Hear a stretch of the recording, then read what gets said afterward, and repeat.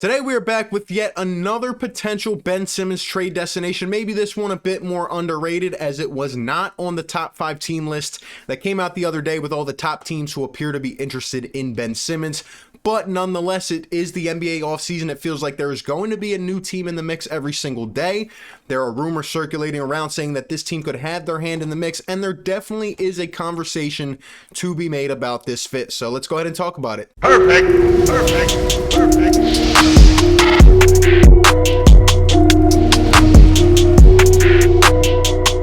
What is going on, everybody? RB here. Welcome back on into Philly Take with RB. You already know what to do. Smash the like button if you're enjoying the content. Be sure to subscribe to the channel if you're new and ring the notification bell. That way you are instantly notified anytime I upload or go live. If you have not yet, be sure to check out the first ever Philly Take with RB merchandise, hoodies, t-shirts, crew necks, tank tops, mugs, phone cases, anything else you can think of.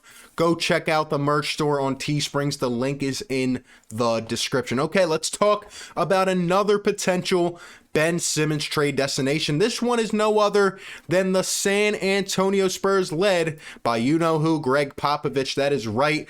According to Evan Massey from Hoop Analysis Net, he came in with this a couple days ago saying that, you can count the Spurs in among the teams very interested in trading for Ben Simmons per league source. San Antonio has plenty of young talent that they could use in a deal along with picks, something to keep an eye on. Now, in terms of the Spurs and in terms of their mindset and where their franchise is going, I think it would actually make a ton of sense for the Spurs to be interested in Ben Simmons. Number one, Ben Simmons has received a lot of criticism, a lot of construction, and just, he has a lot to work on in terms of his game. Going to a place like San Antonio would be much different than, being in a place like Philadelphia. He could go there, kind of get more off the radar a little bit. That team has won. They have historically won, and they still have the coach that has helped them win so much. In terms of Gregg Popovich, that's kind of the second reason. Gregg Popovich, not only could he get off the grid a little bit, but he could be under the wing of Gregg Popovich, who, by the way, is not going to take any crap. We thought Doc Rivers was going to be the same type of coach, but guess what? He actually ended up being the opposite. He actually ended up playing into it and babying Ben Simmons and really just going along with it and trying to defend him, in terms of anything against anybody else. Gregg Popovich is not going to let that slide. If Ben Simmons were to go and play for the Spurs, he would obviously be a focal point of that team on both sides of the ball. And Gregg Popovich is going to make him shoot the ball. He's going to make him improve. He's not going to sit there and waste the potential of Ben Simmons and really just let him, do his thing like he has the last couple years in Philadelphia. So in addition to all that, at the end of the day, you still have to consider, is Gregg Popovich going to be the coach of the Spurs moving forward? They've kind of hit a rut here the last couple years. It seems like they're going in a different direction. Could Becky Hammon potentially end up stepping up in the next couple years and be the coach? Maybe, but having Ben Simmons under a coach like Gregg Popovich would definitely be good for his career. So I do think it makes a lot of sense for the Spurs. And then the last thing, in terms of a personnel standpoint, they have a lot of young guards, and well, what do they need? They need a forward. They're looking at an interesting situation coming up in terms of DeMar DeRozan. They're probably going to end up letting him walk or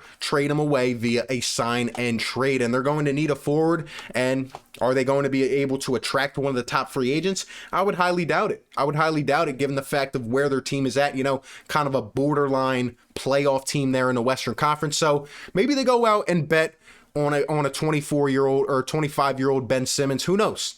I think it would make sense for them. Now, in terms of the Philadelphia 76ers, as we start to look at this situation, well, what do they need? They need a ton of guards. They need extra guard play. They need perimeter creation. And, well, what do the Spurs have and might be willing to offer is perimeter creation. The question then comes into play, is it enough? So, typically, I would see a potential deal with the Spurs going down one of two ways. Number one, as I stated, DeMar DeRozan is a free agent. Now, he's probably going to get paid. I would assume he either makes a max contract or something close to it. As we all know, DeRozan's been in the league for so many years, and he is a solid player. There's been a lot of conversation, especially in the last year, whether the Sixers would entertain the idea of even going out and being interested in DeMar DeRozan. And here's my actual thoughts on it. I actually do not want this to happen. That is just coming from my personal opinion. You can agree or disagree. But when I look at DeMar DeRozan, yes, he's a guy that's going to give you 20 to 22 a game. He's going to give you 22, 5, and 7, right? That's the type of player he's always been. That's what he's going to do. He's very efficient from the mid-range. He can knock down his shots. But the question always comes into play, is DeMar DeRozan good enough to be a number 2 option on a championship team? And in my personal opinion, the answer is no, and there's one reason for it, and the reason feeds into why I would not want him to come to Philadelphia. He can't hit a three-pointer. The guy's been averaging around 25% the last couple years. In fact, it got so bad a couple years ago that he was averaging 16% from three-point range for the entire season, and that just can't happen. The Sixers do not need to bring another mid-range specialist to Philadelphia and a guy that cannot shoot a three ball, because you already know 25 games into the season, we are going to be screaming, why can't we hit a three? Why can't DeMar space the floor? Why are we playing 4-on-5 basketball? And if you are putting a good chunk of your cap to a guy like that, which we literally have just seen the last couple years, it's going to get quite frustrating. And in addition to that, we have a player that's very similar to that in Tobias Harris. He's a great pick and roll player. He's a guy who can create his own from the mid-range. But in fact, Tobias Harris actually almost averaged 40% this last season from long range. He's a bit better in that category, well, a lot better in that category than DeMar DeRozan. And I just feel like Tobias Harris and DeMar DeRozan are a bit similar in their play style. I just don't see a fit on this team for DeMar DeRozan. I think he's a solid player. I just don't think the Sixers are the right fit for him right now. Unless you move Tobias Harris, then subsequently you could bring in DeMar and another star, but then we're getting into a whole nother conversation. So as of right now, in terms of a Ben Simmons sign and trade for DeMar DeRozan, I really don't see that being the case here. And then the other way that we could kind of look at this would then to include some of the young guards. Now, if we look at the San Antonio Spurs, DeJounte Murray is 24 years old. Derek White is 27 years old. Both of these guys are averaging about 15 points a game. DeJounte Murray, though, shooting only 31% from deep this last season. Derek White coming in around 34 to 35%. Both are below league average. Now, they do have upside, right? We've seen the athleticism. We've seen the nice play off the dribble from a guy like DeJounte Murray. But then again, he's also been dealing with some injuries. He had a major one, I think, a year or two ago. Derek White, at the same time, also dealing with some injuries. These guys have upside. They're nice young players. Maybe they can develop and continue to improve and be those guys one day.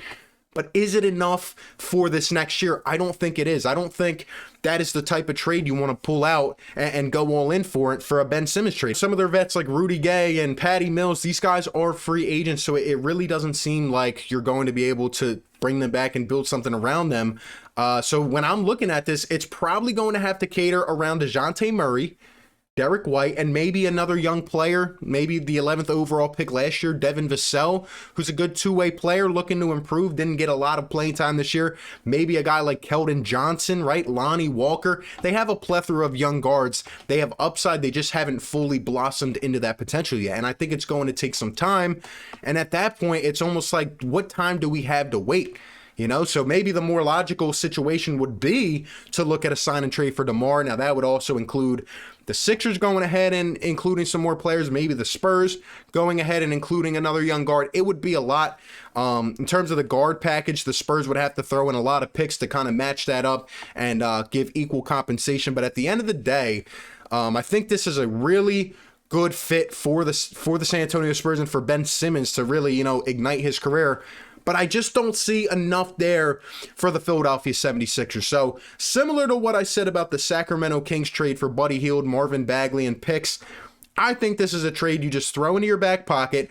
You keep it for later on. If we get to that point in the offseason, you think, okay, let me go ahead and call the Spurs back up and see if they're still interested in what they're willing to offer. But based on our fit right now, alongside a player like Tobias Harris, I just don't see it being the right fit now. Honestly, I'm going to give a hard no to this Philadelphia 76ers San Antonio Spurs trade involving Ben Simmons. It's something you throw on your list, but you don't really pay too much attention to it right now. I just don't see the right fit. I don't see the immediate impact for the Philadelphia 76ers. But those are just my thoughts. I would love to hear from all of you down below in the comments section. Let me know all your thoughts. Would you entertain this trade? What do you think about DeMar DeRozan? Give me all your thoughts down below in the comments section. Appreciate you guys for tuning in. Be sure to like, comment, and subscribe, and I will catch you on the next one. Peace. Perfect.